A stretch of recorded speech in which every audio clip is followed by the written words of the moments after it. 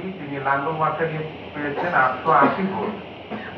তারপরে আছেন Abdul Mannan Sikdar, national people's party NPP, তিনি আম মার্কা নিয়ে পেয়েছেন 457 ভোট। মনীষা চক্রবর্তী, বাংলাদেশ সমাজতান্ত্রিক দল বাসদ, মই মার্কা নিয়ে পেয়েছেন 21,963 ভোট।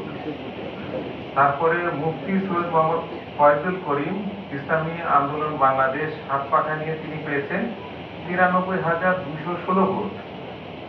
এবং তারপরে আছেন মোহাম্মদ মুজিবুর রহমান সরওয়ার, বাংলাদেশ জাতীয়তাবাদী দল বিএনপি, ধানের শীষ নিয়ে তিনি পেয়েছেন 1,33,008 ভোট।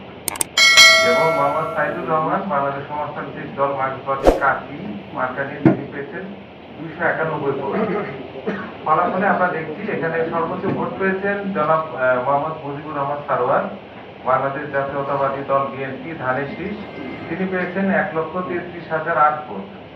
এবং ওনার নিকটতম যিনি প্রতিদ্বন্দ্বী আছেন মুফতি সৈয়দ মোহাম্মদ ফয়জুল করিম, ইসলামী আন্দোলন বাংলাদেশ, হাতপাখা নিয়ে তিনি ভোট পেয়েছেন 93,216।